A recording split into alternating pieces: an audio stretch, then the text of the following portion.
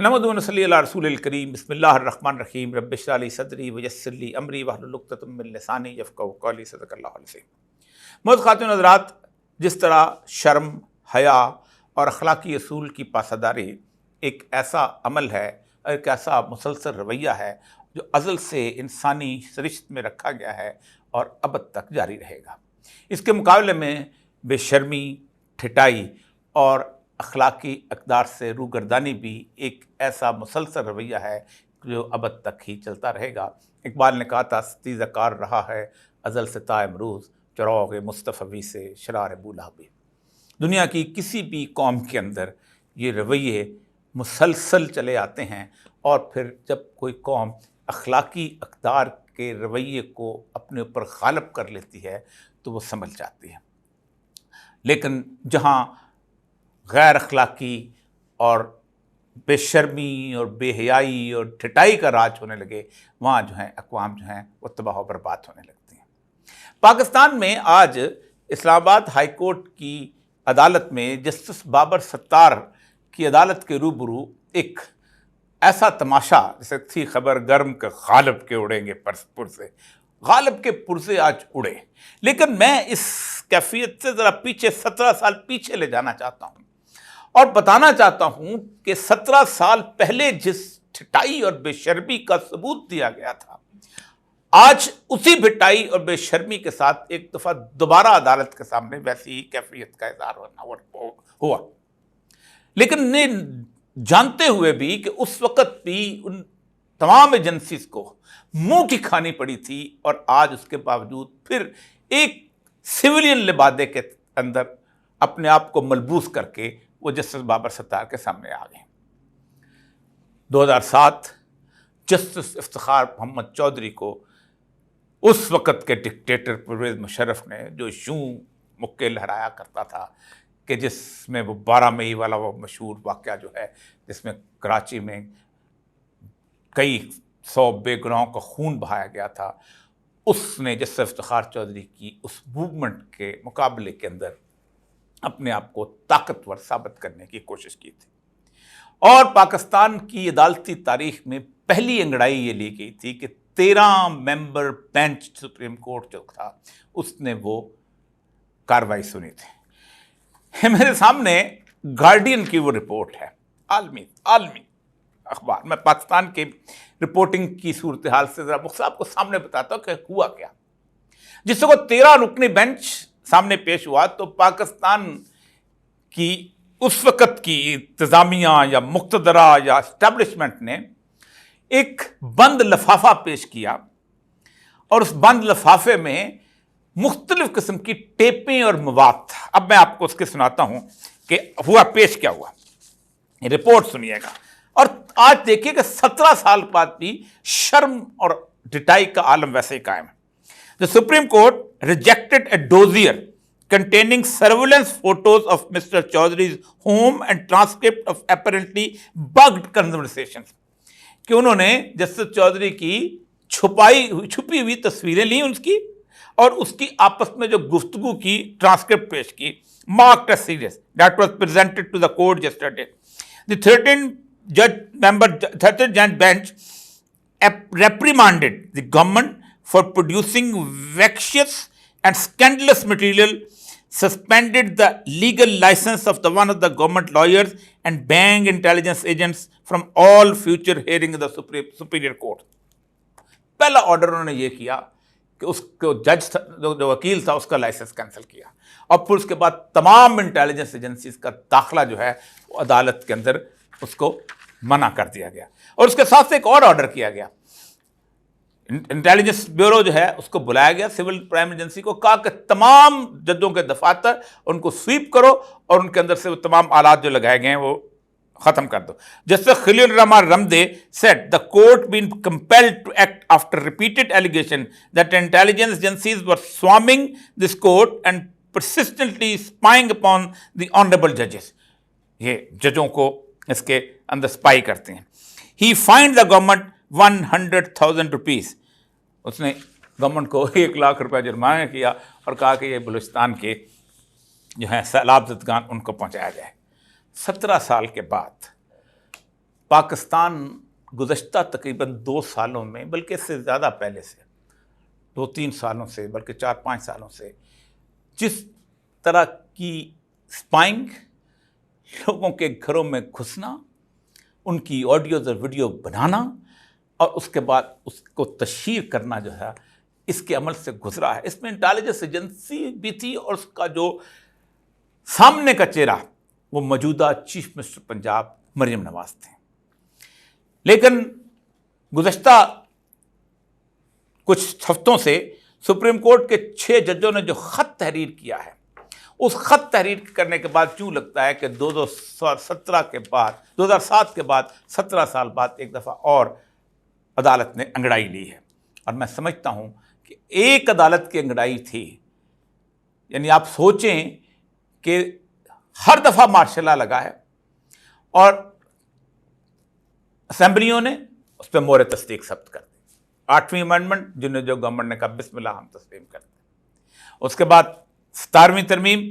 تمام پارٹیاں، کاف لیگ، جماعت اسلامی، مولانا فضل الرحمان، مشرف کو بھی جائز قرار دیا. لیکن مشرف کو جب دوسری دفعہ وہ کرنا پڑا تو عدالت کھڑی ہو گئی. اور آج مشرف کو بے شک آپ نے پاکستان کے پرچم کے اندر دفن کیا ہے، لیکن عدالت کے قانون کے مطابق وہ بحیثیت ایک غدار کے دفن ہوا ہے. اور وہ غدار کہ جس کو 3 دفعہ پھانسی لگانے کا کہا گیا، تو چوراہے میں پھانسی لگانے کا کہا گیا. تو جب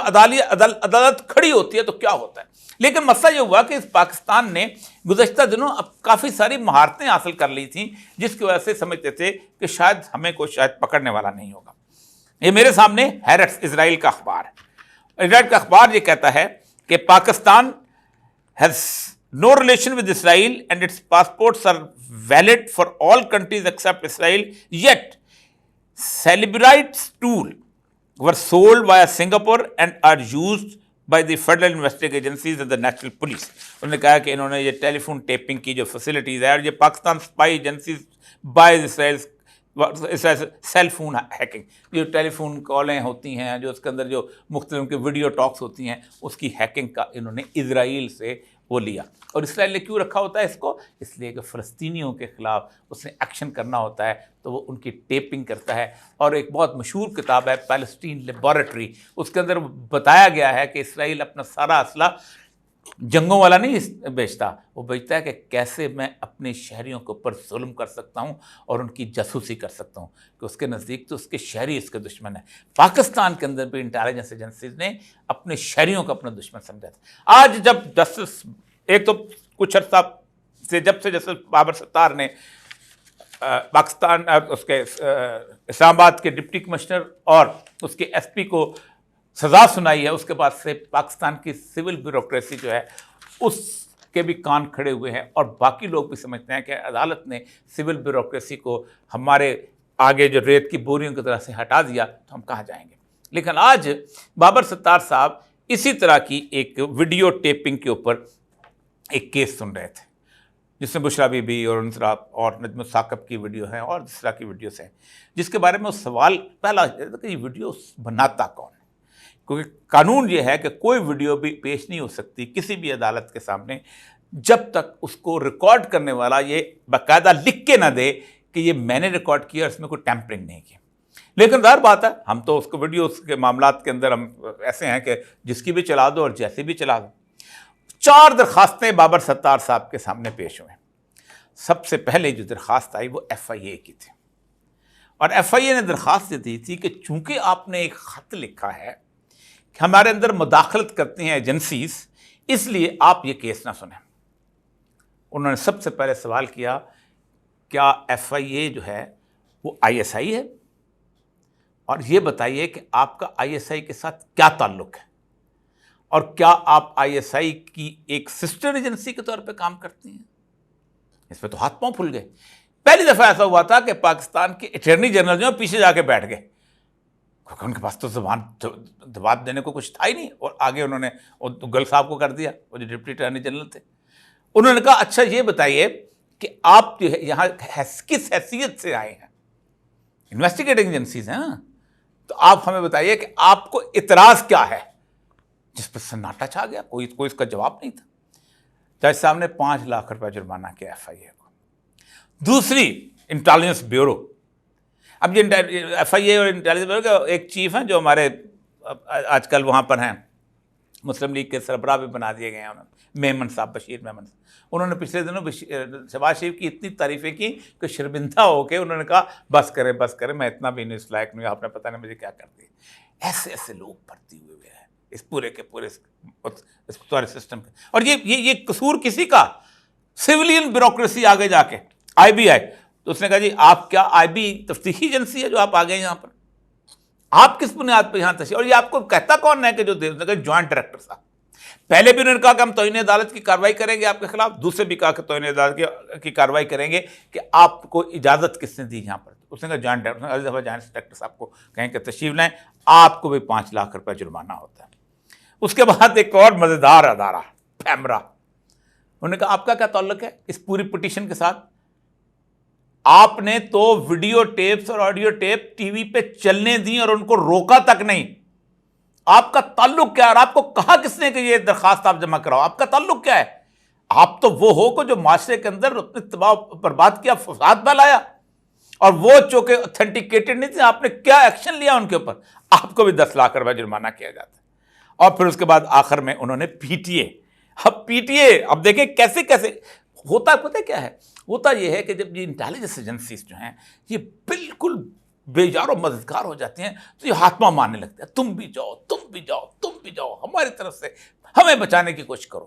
اب اس صورتحال جو ہے اس کے اندر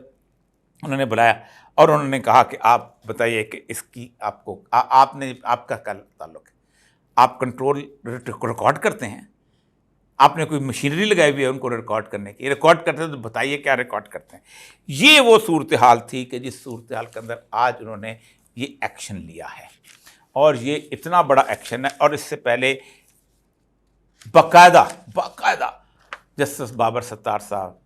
جو ہیں ان کی باقاعدہ ایک جس کہتے ہیں اسکینڈلس کمپلین، کیونکہ آج کل مریم نواز صاحب واپس چیف منسٹر آ گئی ہیں تو واپس ان کی ٹیم ایکٹیو ہو گئی ہے، کیونکہ نون لیگ کو میں بہت طویل عرصے سے جانتا ہوں، میں نے ان کے زمانے کے اندر کام کیا، یہ سرکاری پیسے کے بغیر ان کی ٹیم بن ہی نہیں سکتے، تو آج کل پھر ٹرولنگ شروع ہوئی۔ آپ خود سوچیں کہ ان کا جو ٹریول ریکارڈ ہے، یہ ٹریول ریکارڈ کس کے پاس ہوتا ہے، یہ ہوتا ہے ایف آئی اے کے اس امیگریشن سیل کے پاس، وہ ٹریول ریکارڈ جائے، اس کے اوپر باقاعدہ انہوں نے یہ جو اعلامیہ ہے اسلام آباد ہائی کورٹ کا جاری کیا گیا، اور انہوں نے باقاعدہ اس کے اندر سولیڈریٹی کا اظہار کیا۔ آپ سوچیں کہ جب 6 جج ایک طرف اکٹھے ہو گئے ہیں تو اس کے بعد عامر فاروق صاحب کو بھی کہنے کی کوئی گنجائش باقی نہیں رہی۔ اس وقت پاکستان کے اندر 2007 کے بعد 17 سال کے بعد ایک ایسی امید پیدا ہوئی ہے، لیکن 2007 کے بعد ہوا یہ تھا کہ بے نظیر کے واقعے اور زرداری کے واپس آنے، اور پھر اس کے بعد سویلین کا خوف، افتخار چودھری کی عدالت، پھر اس کے بعد آگے بھی خود ہمارے ایک اور کی تاریخ ہے جس میں لوگوں کی ساری امیدیں تباہ ہوئی تھیں، لیکن اس دفعہ 2 فرق ہیں جو آپ کو بتا دوں۔ اس دفعہ ججز اپنے طور پہ نہیں اٹھے، اس دفعہ عوام کے پریشر نے ججوں کو اٹھنے پہ مجبور کیا ہے، اور دوسرا اس دفعہ اس ویڈیو اور آڈیو سکینڈلز نے ججوں کی ذاتی زندگی اور بلیک میلنگ اور ان کو خوف، اس میں اس حد تک اضافہ کر دیا ہے کہ جو میں نے کہا نا کہ بے شرمی اور ٹٹائی جو ہے اس کا بیج بھی نہیں مرتا، لیکن شرافت، اخلاق اور اقدار کا بیج بھی نہیں مرتا۔ پاکستان اس وقت ایک امید کی طرف بڑھ رہا ہے، پاکستان کی اس وقت دونوں طرف برائیاں بھی برابر کی ہیں اور اچھائیاں بھی برابر کی ہیں۔ پاکستان میں جو پہلا فیصلہ جسٹس منیر نے کیا تھا وہ قاضی فائد عیسیٰ کے فیصلے سے 1000 گنا بہتر فیصلہ تھا۔ اس نے صرف یہ کہا تھا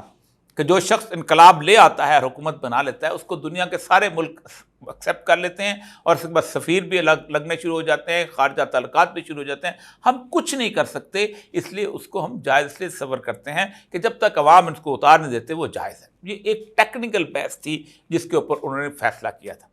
لیکن قاضی فائد عیسیٰ صاحب کا کیا ہوا فیصلہ جس میں انہوں نے بلے کا نشان چھینا تھا، وہ تو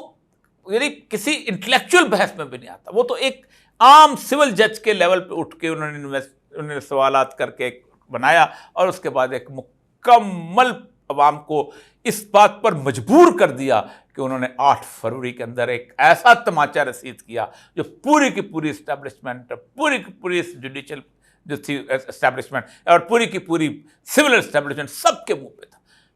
انہوں نے بتا دیا کہ تم جو کچھ بھی کر سکتے ہو،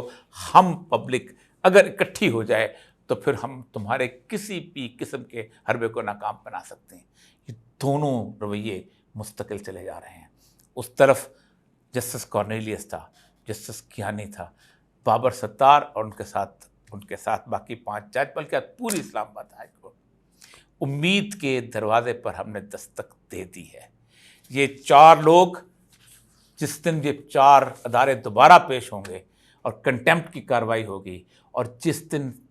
اسلام آباد کا ڈپٹی کمشنر اور اسلام آباد جو بڑے سوٹ میں بیٹھ کے تو بڑے رومن سٹائل کے اندر انگریزی بولنے کی مشق کرتا تھا، اس کو اور ایس پی کو اور ایس ایچ او کو کنٹیمپٹ آف کورٹ میں سزا ہوگی، پھر اس دن ٹھیک ہوگا۔ میں اکثر کہا کرتا ہوں سول بیوروکریسی ایک ایسا عجیب و غریب مرغ باد نما ہے کہ اگر ضیاء الحق نماز پڑھتا ہو تو اس کے ساتھ ٹوپی جیب میں رکھ لیتے ہیں، اب بغیر وضو کے نماز پڑھتے ہیں، اور اگر مشرف کے ہاں شراب کی محفل ہو تو ان کا چیئرمین سی بی آر سر کے اوپر بوتل رکھ کے ڈانس کر رہا ہوتا ہے۔ یہ عجیب و غریب قسم کے لوگ ہیں، ان کے لیے صرف 2 کوے لٹکانے کی ضرورت ہے، یہ بوریاں بننا بند کر دیں گے۔ پاکستان کے عوام کو امید کا سورج مبارک ہو۔